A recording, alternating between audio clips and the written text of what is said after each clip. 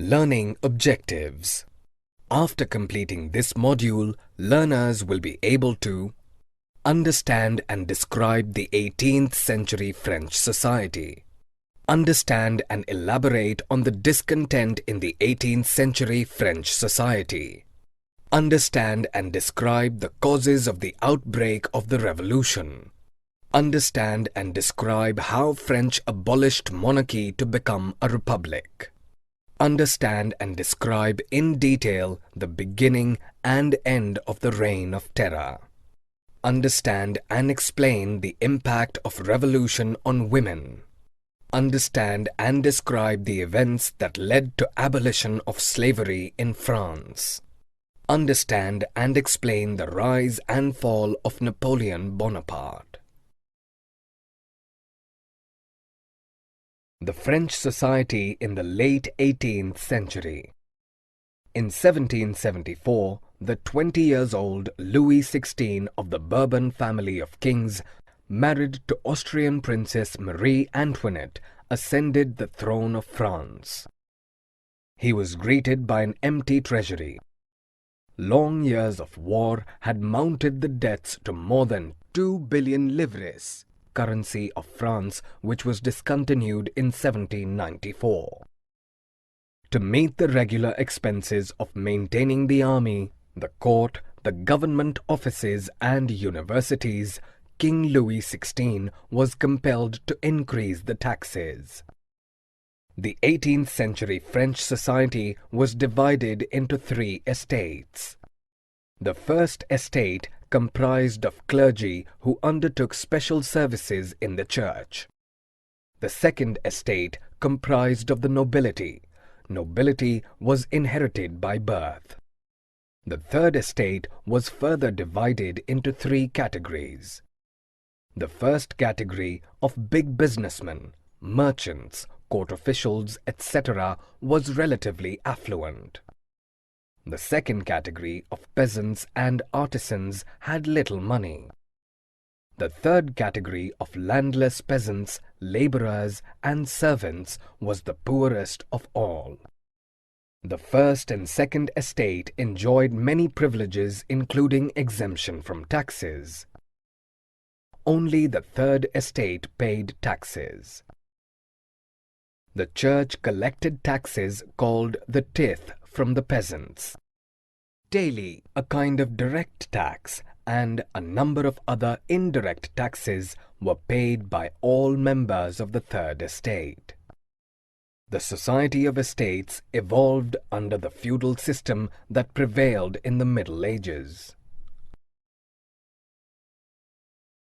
Causes of discontent in the 18th century French society.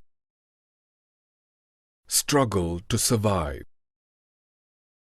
The growing population of France led to food scarcity, as the production of food grains was much below its demand. The price of bread, the staple food of the majority, rose steeply. Workers earning poor wages in workshops never had enough to keep pace with the rising prices.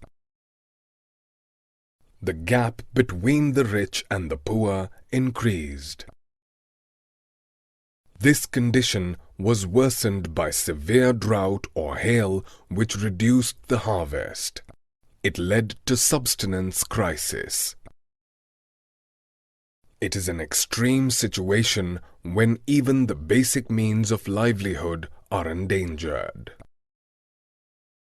A growing middle class envisaged an end to privileges, peasants and artisans. They occasionally revolted against the food scarcity and heavy taxes, but they did not have sufficient means to bring about a radical change in the society. At this time, a wealthy social group, termed the middle class, was emerging in the French society. The lawyers and administrators in this category were educated people who did not believe in any privileges by birth. philosophers like Locke and Rousseau envisioned a society based on freedom and equal laws and opportunities for all. French philosopher Montesquieu proposed a division of power within the government between the legislative, the executive, and the judiciary. The American Constitution and its guarantee of individual rights set an ideal example for French political thinkers. These ideas spread fast and gained support from the French masses. Outbreak of the Revolution. On 5th May 1789, Louis XVI called a meeting of the Estates General to propose an increase in the taxes. The Estates General was a political body to which the three estates sent their representatives. In the past, each estate could cast one vote. This time, the third estate demanded that voting be conducted by the assembly as a whole, where each member would have one vote. King Louis VI rejected the idea, and the third estate walked out in protest. On 20th June, they assembled in the hall of an indoor tennis court in the grounds of Versailles and declared themselves a national assembly. They drafted a constitution for France. On the night of 4th August 1789, the Assembly passed a decree abolishing the feudal system of obligations and taxes. France became a constitutional monarchy. The draft of the constitution was completed in 1791. It curtailed the powers of the monarch and assigned it to three institutions: the legislature, the executive, and the judiciary. This made France a constitutional monarchy. The power to make laws now vested with the National Assembly, which was indirectly elected. The citizens voted for electors who chose the Assembly. A declaration of the rights of man and citizen in the Constitution emphasized on the right to life, freedom of speech, freedom of opinion, and equality before law. France abolishes monarchy and becomes a republic. Post-revolution, the situation in France remained tense for a long time. Louis XVI sought help from the neighboring states to stop the revolutionary events taking place in France since 1789. Before they could take action, the National Assembly voted to declare a war against Prussia and Austria in 1792.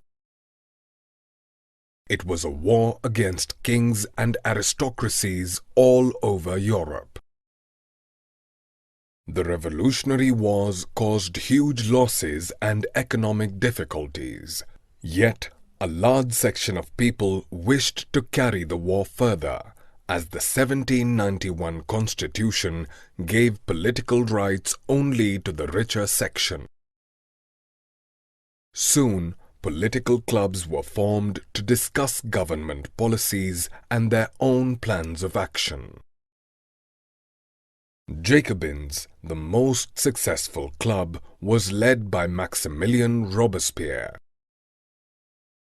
Members of this club belonged to the less prosperous sections of the society. In the summer of 1792, the Jacobins stormed the palace of the Tuileries and held the king hostage for several hours. The royal family was imprisoned. Elections held soon after gave voting rights to all individuals above the age of 21, regardless of wealth. The newly elected assembly was called the Convention. On 21 September 1792, it abolished monarchy and declared France a republic. Louis XVI was sentenced to death by a court and executed publicly at the Place de la Concorde on 21 January 1793. The Queen Marie Antoinette too was executed shortly after. The Reign of Terror. The period from 1793 to 1794 is called the Reign of Terror. Robespierre followed a policy of strict control and harsh punishments. Everyone whom he considered his enemy was arrested and executed. It included clergymen, ex-nobles, members of other political parties, and also members of his own party who disagreed with him. Robespierre's government placed a maximum ceiling on wages and prices. Meat and bread were rationed. Peasants were forced to sell their grains in cities at prices fixed by the government. Citizens were forced to eat equality bread made of whole wheat flour. The costlier white flour bread was forbidden. The traditional address of Monsieur for men and Madame for women was replaced by citoyen and citoyenne, meaning citizen. The buildings of churches were converted into barracks or offices. Robespierre followed his policies so ruthlessly that even his own supporters went against him and demanded moderation. In July 1794, he was convicted, arrested, and sent to guillotine. A Directory rules France. After the fall of the Jacobin government, the power was seized by the wealthier middle class. It introduced a new constitution which denied voting rights to the non-propertied persons. It provided for 2 legislative councils, which appointed an executive committee of 5 members called the Directory. This arrangement attempted to prevent concentration of power in one man. The Directory often clashed with the councils. It led to political stability, which eventually gave way to military dictator Napoleon Bonaparte. Did women have a revolution? Women had participated actively in the revolutionary events of France. Yet, no measures were taken to improve their lot. The Third Estate women had to work hard as laundresses, fruits, vegetables, and flower sellers, or work as domestic servant. They were deprived of education. Only daughters of the prosperous members of the Third Estate could study at convents, after which they were married off against their will. Women were paid wages lower than men. To get their due position in the society, women started their own clubs. The most famous of them was the Society of Revolutionary and Republican Women. They were disappointed that the 1791 revolution relegated them to the status of passive citizens. They demanded the right to vote, to be elected to the assembly, and to hold political office. In the initial years, the revolutionary government did open schools for women and made schooling compulsory. Girls could not be married off without their consent.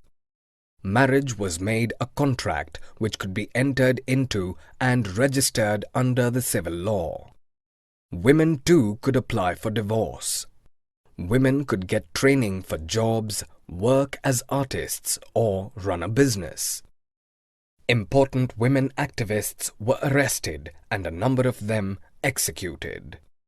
After a long struggle of 200 years, French women were finally granted the right to vote in 1946. Abolition of slavery. Martinique, Guadeloupe, and San Domingo, the three colonies in the Caribbean, had huge plantations of tobacco, coffee, indigo, and sugar. But the Europeans were not willing to work in distant and unfamiliar lands. It created a shortage of labor on the plantations. This shortage was met by a triangular slave trade between Europe, Africa, and the Americas. The slave trade had its origins in the 17th century. The French merchants bought slaves from African chieftains, packed them tightly into ships to sail across the Atlantic to reach the Caribbean. It was a 3-month-long voyage. There, they were sold to plantation owners to fill in the shortage of labor. Port cities like Bordeaux and Nantes prospered due to the exploitive slave trade. There was almost no criticism of slave trade in the 18th century France. The National Assembly did discuss the idea of extending the rights of man to all French subjects, including those in the colonies. But it feared opposition from businessmen who depended heavily on slave trade for their incomes. In 1794, the Convention, then under the control of Jacobin, abolished slavery. Unfortunately, 10 years later, Napoleon Bonaparte reintroduced it. Slavery was finally abolished in all French colonies in 1848. The Revolution and Everyday Life. The years following 1789 saw many changes in the lives of men, women, and children in France. The revolutionary government passed many laws to bring the ideals of liberty and equality into practice. One of the most important of these laws was abolition of censorship. It came into effect immediately after the storming of the Bastille in 1789. Prior to this, all literature and cultural activities required the approval of the king. The Declaration of the Rights of Man and Citizen proclaimed freedom of speech and expression to be a natural right.